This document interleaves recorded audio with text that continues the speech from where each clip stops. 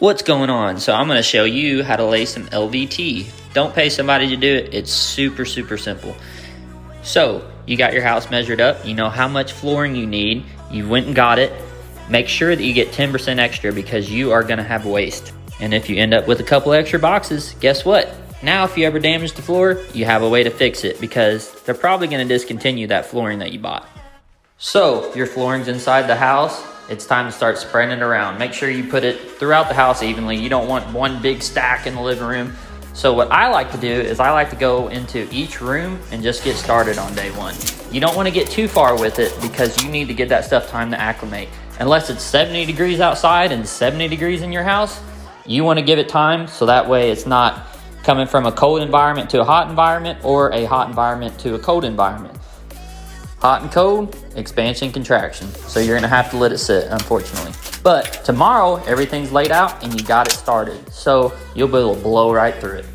But take this time right now to get all your floors prepped. That's what you're wanting to do day one, prep your floors. Get everything nice and clean, no nails poking up.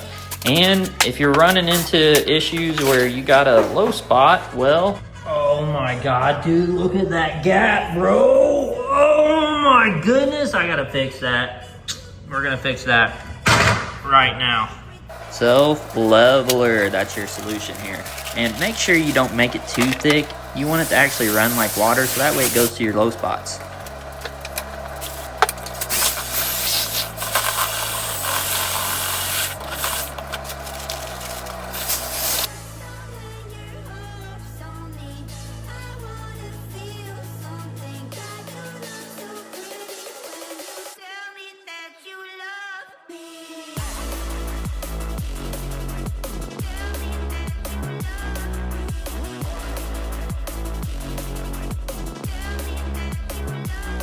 All right, so now I just gotta let that sit. It was about a 1/4 inch low over there, so I went ahead and leveled it out. Just filled in really nicely. That was actually a high spot there, same with right here. You got a high spot. What that self-leveling does is it just fills into your low spots. Pretty self-explanatory. All right, so earlier in that video, you seen me sliding this right here? Well, the reason I was doing that is this kind of makes an optical illusion, so it's hard to tell if your trim is gonna cover it or not. So I was just checking on that to make sure. The reason this is cut out is we had to replace this base plate down here. That thing was rotten and it needed to come up about 1 inch. So that's why that's cut out, but you didn't come here for that. You came here for LVT, luxury vinyl flooring. And tomorrow, I'm gonna finish this sucker out. It's the next day. This stuff's like walking on a sheet of concrete, and we are about to get after it on some LVT, baby. Some luxury vinyl flooring, dog. Let's get it.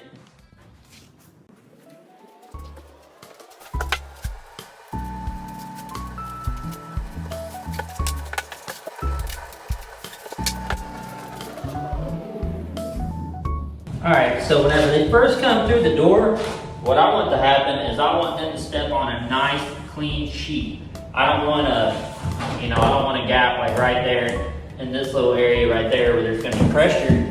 So what I'm doing now is I'm laying out. So what I'm gonna do here is I'll lay out because I have to start on that side, so I have to work my way over to here. So I wanna make sure that it falls out right.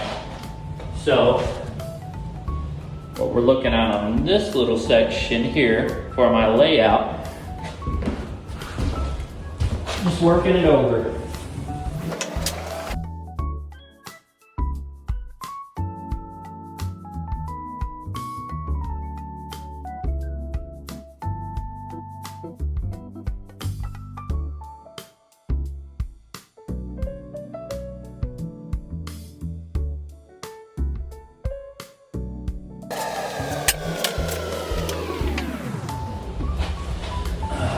Need to move this camera.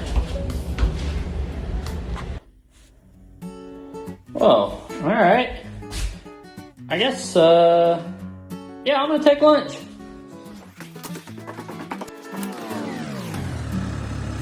Who put these boxes there? Ugh. Somebody's got to keep the recycling center lights on, huh?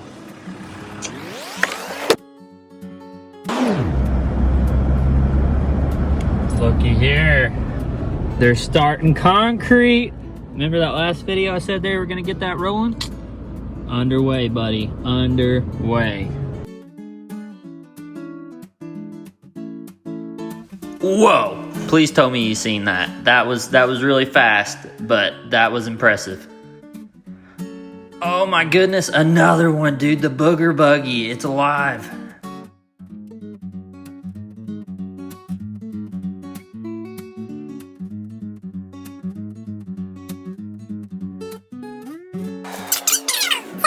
In this situation right here, it's obviously too long and I got a corner. So the first thing you want to do is cut it down to your length that you need.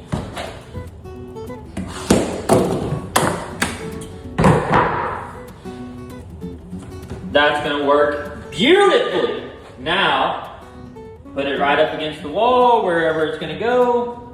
Mark it out. Make sure you leave a little bit of a gap. This is a floating floor. Mark it on both sides here.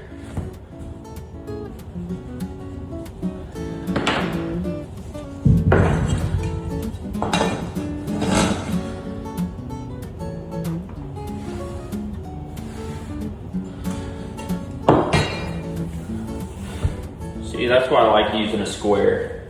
You can use it to hammer it in. You can use it to get a nice straight line.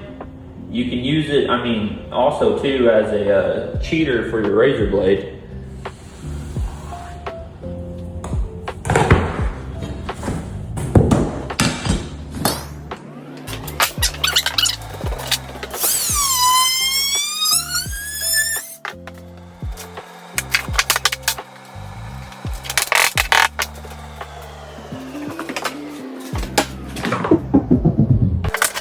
So, not so hard, right? I mean, you're saving a lot of money doing this yourself, but it is kind of repetitive, so that's why these are hyper sped up.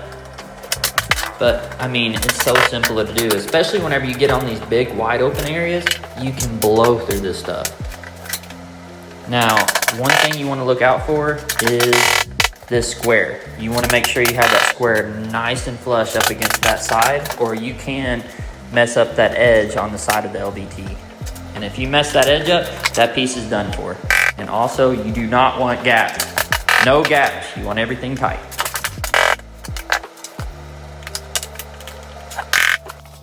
Look at this filth. I came so close to being able to just slap that guy right in there, but now I'm gonna have to rip this whole wall. All because of this little bitty tiny gap right here. Just go to your home. Just go where you belong. Just know you're gonna spend a lot of time going back and forth, because you're gonna have tools on one side of the room and you're gonna be on the other side of the room. Now, when you come up on a wall and you have to rip it down, it's gonna be really hard to break over. So take some channel locks or pliers or whatever, and it'll break it off a lot cleaner.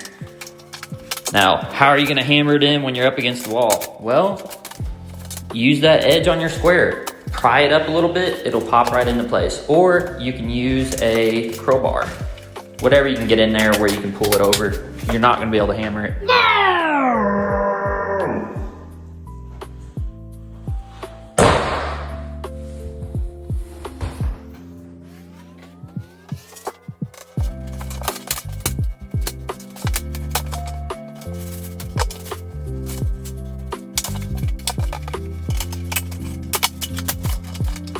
Prime example, putting that square in there, just lifting it up and just sliding it into that little crease. Simply too easy.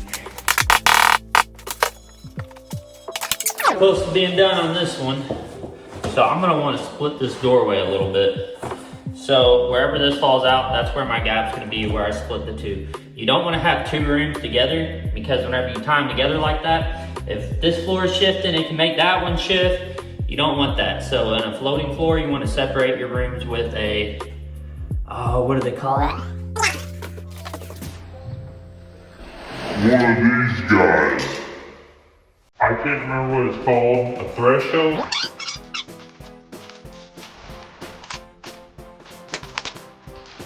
If you don't have an oscillating blade. Disgusting.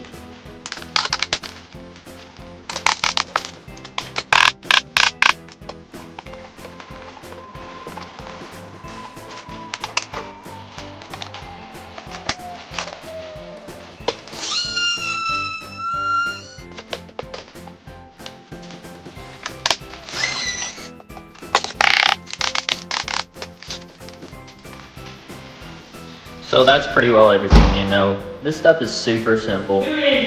Don't overthink it. Give it a shot. It's really, really easy, I promise. If you mess up, you can always redo it. Lastly, tell me what you think. I'm new to making videos.